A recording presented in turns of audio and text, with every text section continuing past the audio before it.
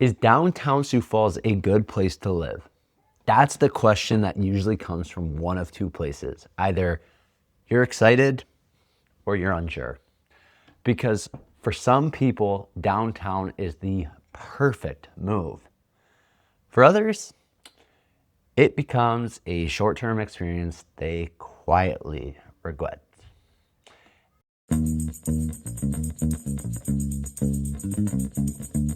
And if we haven't met yet, I'm Albert Huizing V. I help people buy real estate in Sioux Falls, but more than that, I help people align where they live with how they actually want to live. I genuinely believe real estate done wisely builds stability, reduces stress, and can even help fuel God's kingdom through intentional decisions. So today we're breaking down downtown living, honestly, the good, the trade-offs, and who it actually fits. Because here's the real tension. You visit downtown on a Saturday night, restaurants are full, there's live music, the falls are lit up, people are walking everywhere. It just feels good. It feels alive, connected, modern. But it's just easy to think, this is it. This is how downtown life feels. But daily life is different than that event life. And that's where buyers get surprised. That's where you can get surprised. So there's some problems. Parking, noise, storage, HOA structure, guest access, festival weekends. And I'm thinking a little bit deeper for you is, what if I love the idea of downtown, but not the reality? And here's what I believe. You shouldn't choose where you live based on a highlight reel. You should choose it based on whether it supports your day-to-day habits. This is where I slow people down. Building your house on the rock means choosing something that's sustainable and not just exciting. Like I've said before, excitement fades, daily friction compounds. Downtown can absolutely be the right move, but only if it aligns with how you live Monday through Thursday, not just Saturday night. All right, let's talk about the benefits first.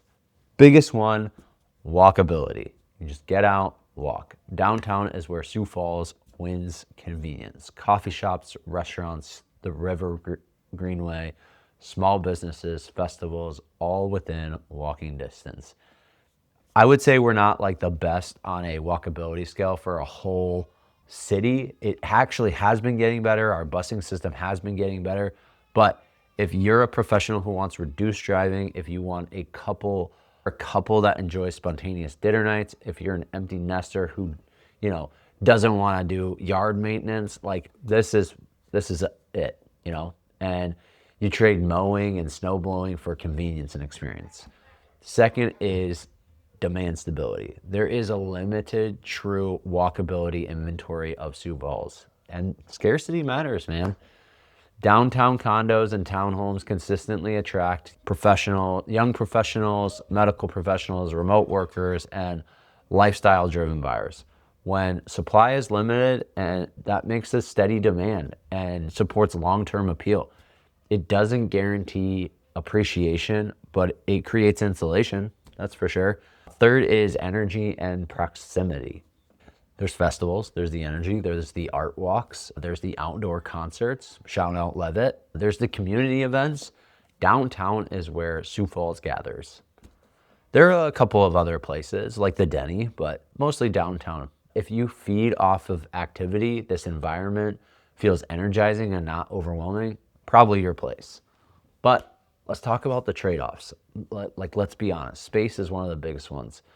Most downtown units offer less storage, smaller garages, if any, limited room for expansion, like the setbacks even build over there if you even find a plot of land. So if you have young kids with bikes and sports gear, if you have multiple pets and you work from home and you need a quiet space, those things matter. HOA dues are another factor. They usually cover, exterior maintenance, snow removal, lawn care, sometimes even water or garbage. And let me back up. HOA means homeowners association. But they add to your monthly payment. You have to pay for that. And I always let people know, don't evaluate just the purchase price alone. Evaluate total monthly costs. Parking during events can also change your experience. I think Sioux Falls, though, just a little caveat, has been like very, very like blessed with parking. It's the reality. Like, we don't have to pay. I think we pay on Saturdays now, but Sundays is free, and after 5 o'clock is free. But yeah, like, I think the cost is fine to just even be there. I mean, I know, like, I used to live in Chicago. You were always paying. You never had a free time. So, and it was way harder to find a spot. So some people love that buzz. Others find it draining after a few months, though, of like, you know, oh, hey, I can find parking, but not all the time. But the mistake people make is assuming popularity or energization, if that's even a word, equals fit, right? Just because downtown is desirable doesn't mean it aligns with you. I work with a couple of like relocating families from Minneapolis who were convinced downtown was the obvious move. You know, a little bit of a high rise, walkability, the urban feel. We toured a couple of places. And then one afternoon, we just like drove 10 minutes outside downtown into a little bit of a quieter established neighborhood. They stepped out of the car and it was, like I said, quiet, trees, kids riding bikes. And they both said, I didn't realize how much I value the quiet, the space, just to relax a little bit. And let me tell you, like, the bike paths in Sioux Falls, freaking amazing. Like, if you want to get downtown from, you know, multiple neighborhoods in Sioux Falls, you can. Hopefully not in the winter, but that moment changed everything for those people. Alignment mattered more to them than the, you know, excitement or the hype of downtown. So here's a simple framework I use with people considering downtown. Evaluate your weekday habits. Do you want quiet evenings or do you want proximity to the activity? Number 2, evaluate your space needs. Are you like minimalist and are you okay simplifying, or are you expanding?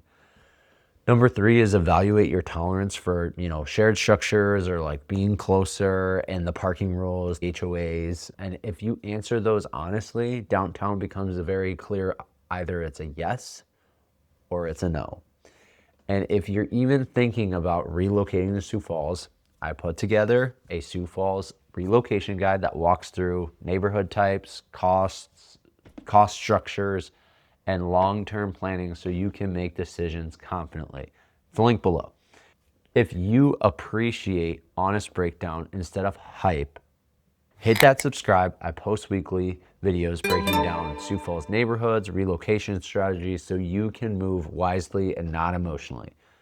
Here's who downtown is excellent for: professionals, couples, empty nesters, remote workers who value convenience, buyers wanting low maintenance.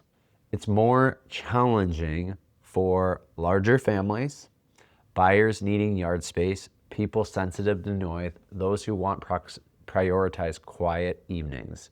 Neither is better. Alignment is better for you. And that's why I'm doing this video. And I'll leave you with this. Everyone who hears these words of mine and puts them into practice is like a wise man who built his house on a rock. Matthew 7:24. Choose what supports your foundation. See you next time.